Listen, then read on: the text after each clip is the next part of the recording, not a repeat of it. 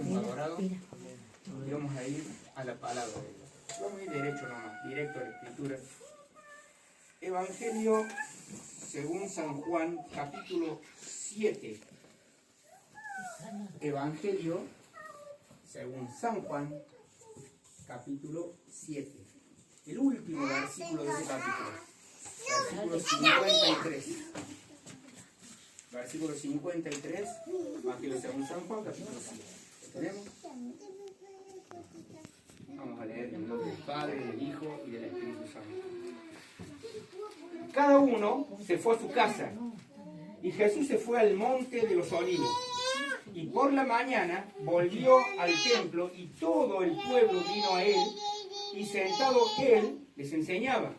Entonces los escribas y los fariseos le trajeron una mujer sorprendida en adulterio, y poniéndola en medio, le dijeron: Maestro, esta mujer ha sido sorprendida en el acto mismo de adulterio, y en la ley nos mandó Moisés apedrear a tales mujeres.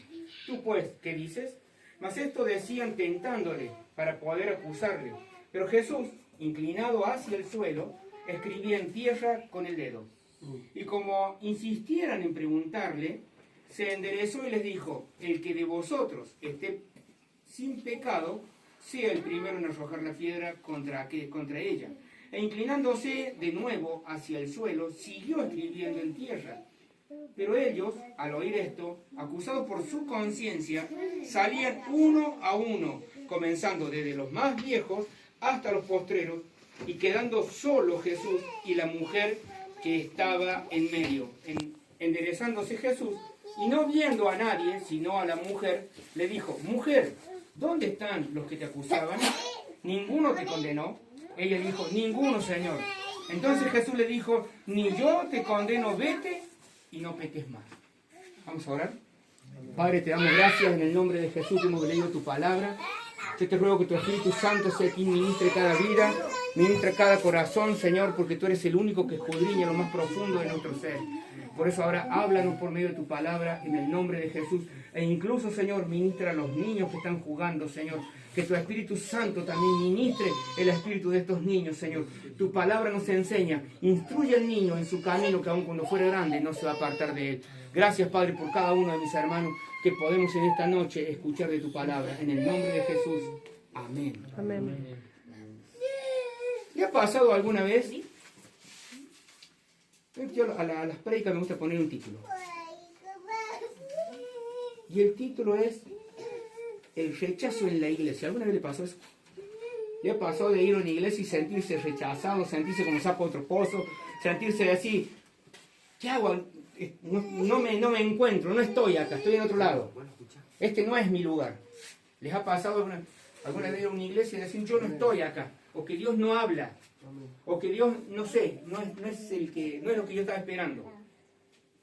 Bueno, acá vamos a ver por qué muchas veces vamos a una iglesia, o a lo mejor les puede pasar acá en una clase de oración como esta, una reunión como esta, y venir y decir: pero yo los veía a los hermanos contentos, el hermano que coordinaba las alabanzas adoraba, lloraba, los hermanos contentos golpeaban las manos, y yo estaba frío, no sentía nada.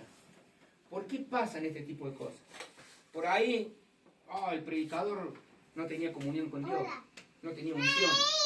O en la iglesia le faltaba fuego, esa famosa frase por ahí, ¿no? Saben que muchas veces las cosas pasan porque Dios las permitió así. Porque nosotros, fíjense, dice, verso 53 del 7, cada uno se fue a su casa y Jesús se fue al monte de los Olivos. Muchas veces no entendemos las actitudes de ahí de los pastores. ¿Por qué? Porque cada uno se va a su casa. Cuando termina la reunión, ¿qué hacemos? Cada uno se va a su casa. Pican algo, comen algo. Una noche de verano hermosa, termina la reunión, se va a su casa, se van a comer una pizza, algo fresco, toman unos mates, cenan y después a dormir. Pero Jesús, como pastor de este rebaño y como siervo de Dios también, él quedaba atento. Él no se iba a su casa, no se iba con José, con María, con los hermanos. Él se fue al monte. ¿Por qué? Porque el pastor sigue las 24/7. ¿Se encuentran?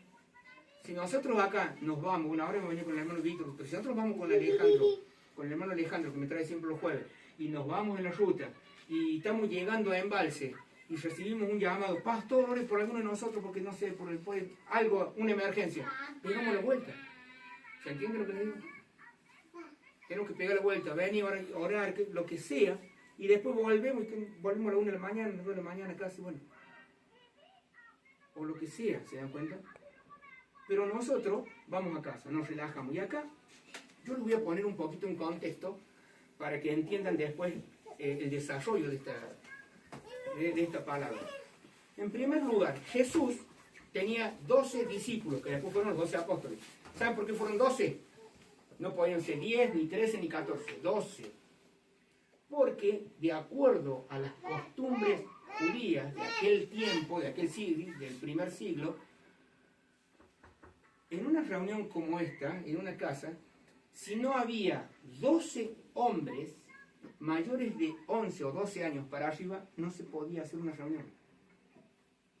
¿Se dan cuenta? Nosotros acá somos 1, 2, 3, 4, 5, 6, 7, 8, bueno, somos varios hombres. Tampoco llegamos al número para poder abrir una reunión, de acuerdo a las costumbres de ellos, de los hebreos, de los judíos. ¿Se dan cuenta?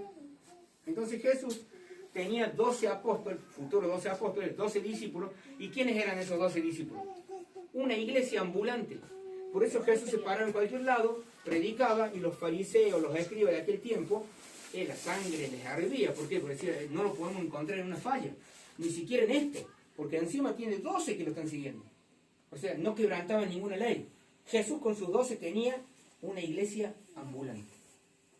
Y esta mujer estaba en una situación de vida o muerte, porque había sido sorprendida en el acto mismo de adulterio. La ley judía mandaba apedrearla hasta la muerte.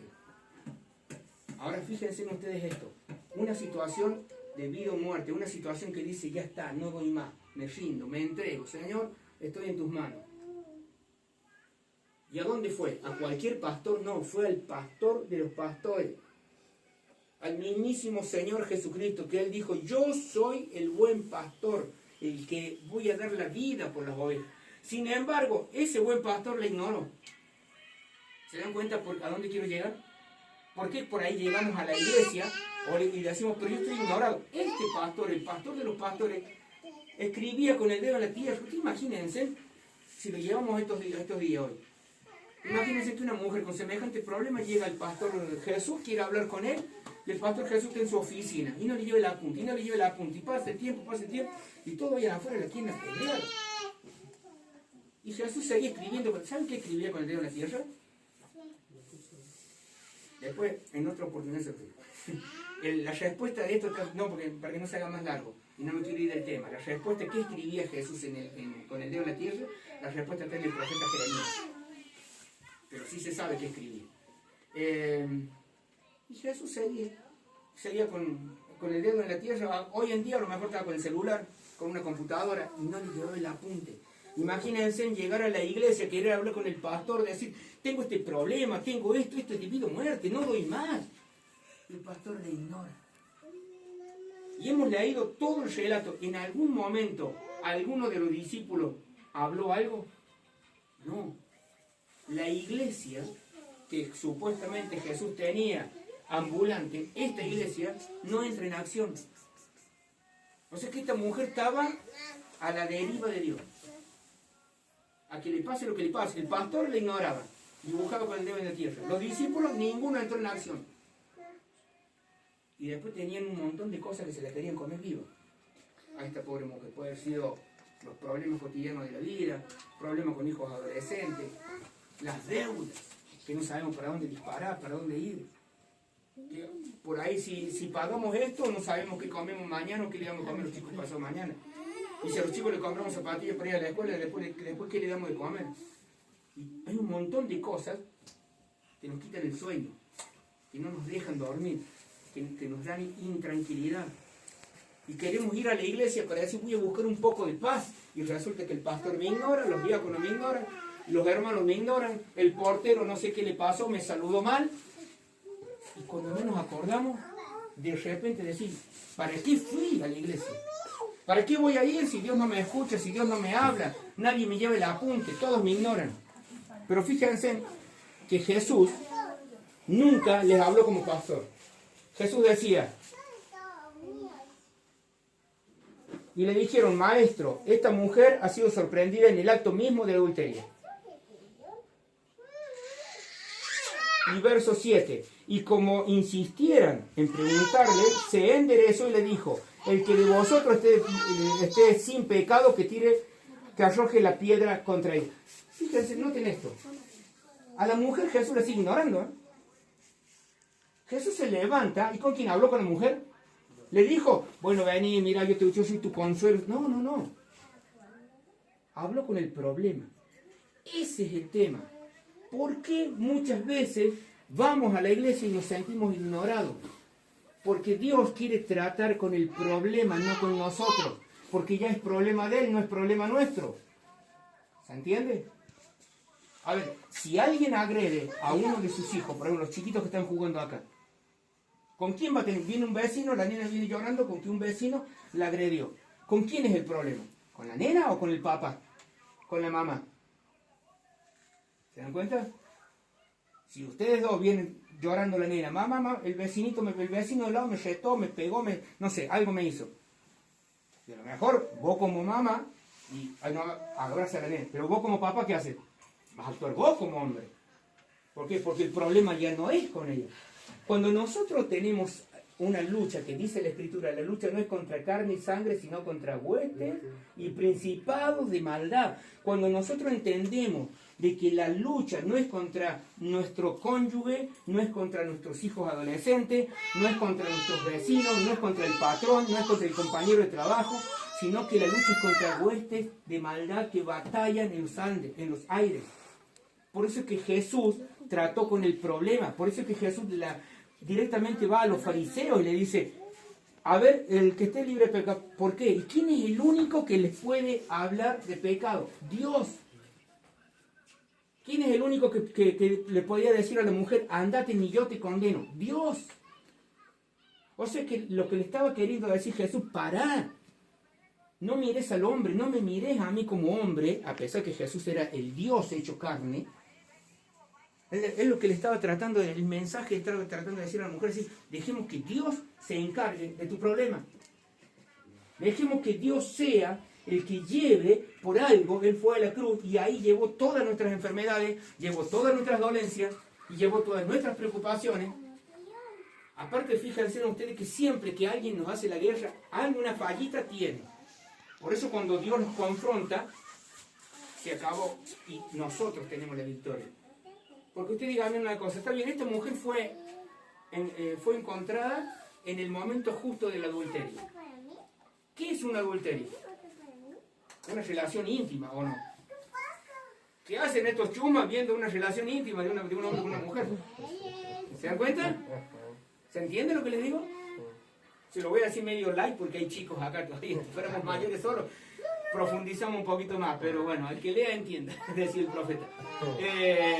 Claro, ustedes imagínense, para encontrarla en el y encima en aquel tiempo no era como hoy en día, que había cámaras, que había luces por todos lados. En aquel tiempo las casas eran así precarias, no tenían la tecnología de ahora, a lo mejor para el momento eran buenas, pero se alumbraban con una lamparita, con una mechita con aceite. O sea que para poder descubrir que estaba él, tuvieron que meterse un poco más, se metían, no sé, abajo de la sábana con ellos. ¿Cómo descubrieron estos fariseos que esta mujer estaba justo y en adulterio? ¿Cómo sabés que no era el marido? O sea que se metieron de prepo a la casa. ¿Se entiende? Entonces, por eso es que Dios le dice, Jesús le dice, pará, no te preocupes, este problema es mío, porque no se han metido con vos, se han metido conmigo. Y primero le vamos a hacer ver el error a ellos. Por eso es que cuando nosotros tenemos personas que a lo mejor nos hacen la guerra, parientes, familiares, lo que sea, vecinos o quien sea, ellos están cometiendo un error gravísimo. Primero, el primer error que cometen es meterse con un hijo de Dios. ¿Se dan cuenta? Póngale, seguimos con el ejemplo de su niño. Si su hijo se manda una travesura, se hace una travesura con un vecino, ¿qué es lo correcto? Que el vecino venga y hable con ustedes como padre. Pero si el vecino le levanta la mano, le pega un chirro, hace justicia por el propio, Ya el delito lo cometió él. La infracción la tiene él. ¿Verdad? Y el problema lo va a tener él. Y ya ese niño deja de tener un problema para tener un problema mayor. Entonces Jesús lo que le estaba haciendo ver es decir, bueno, cuando Dios se encarga de la situación, cuando Dios se encarga de nuestros problemas, de nuestras pruebas, de nuestras luchas, de nuestras lágrimas, de nuestros llantos, de todo, ya el problema no es con nosotros. Ya tenemos que descansar en Dios. Y fíjense, más al último dice, pero ellos, acusados por su conciencia, ¿por qué por su conciencia? Claro, porque ¿cómo hicieron para saber que esta mujer estaba en el acto mismo? E inclinándose de nuevo hacia el suelo, siguió escribiendo en tierra, pero ellos al oír, acusados por su conciencia, salían uno a uno, comenzando desde los más viejos hasta los postreros. Y quedó solo Jesús y la mujer que estaba en medio, enderezándose Jesús, y no viendo a nadie, sino a la mujer, le dijo, mujer, ¿dónde están los que te acusaban? ¿Ninguno te condenó? Ella dijo, Señor. Entonces Jesús le dijo, ni yo te condeno. ¿Con quién estaba hablando? ¿Con el pastor? No. Esta mujer no estaba hablando con Jesús modo pastor. ¿Quién es el único que la podía condenar? Dios.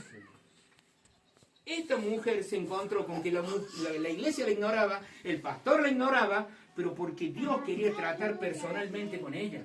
Cuando Jesús dice, ni yo te condeno, el único que la podía condenar de pecado era Dios. O sea, Jesús ahí estaba en modo Dios.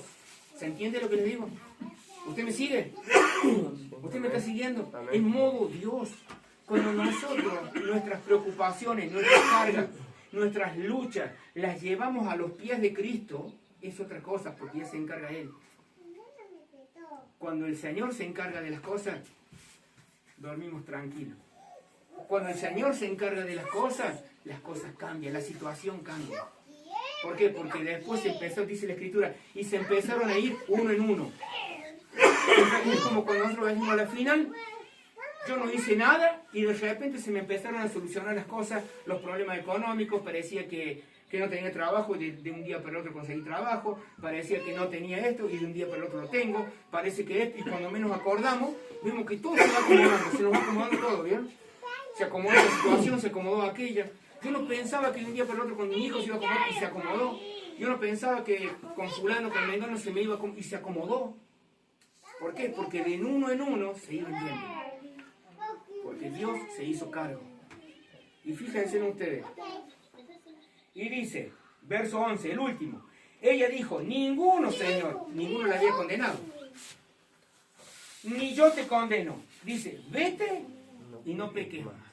Recién ahí es un consejo pastoral. Mire cuando aparece el pastor, como diciendo, pará, antes que te vaya, me olvidé de decirte algo. No peques más. Como diciendo, ahora vamos a arreglar tu vida. Primero vamos a ver lo que te acusan. Primero vamos a ver lo que te hacen la guerra. Primero voy a tratar con aquel que te quiere ver destruido, que te quiere ver en el suelo, que te quiere ver arrastrando a ti. Y después voy a tratar con vos. Ahora vení para acá, ahora voy a tratar con vos. Ahora viene un consejo pastoral. ¿Qué pasó, hermana, hermano? ¿Qué problema tiene? Y tengo esto. Bueno, ahora viene el consejo del pastor. ¿Cuándo viene el consejo del pastor? Al último. Cuando Dios ya trató con la persona. Nosotros tenemos que entender que cuando alguien nos maltrata, no digo que sea fácil. No digo que sea fácil. No es nada fácil no reaccionar. Pero cuando alguien nos maltrata, la otra persona está actuando desde su dolor. ¿Se entiende? Yo les pongo este ejemplo. Yo no sé si alguna vez se lo puse. Yo, jugando al fútbol, cuando era adolescente en el colegio secundario, estábamos entrenando para jugar los partidos intercolegiales que se hacían. Y yo jugaba de arquero.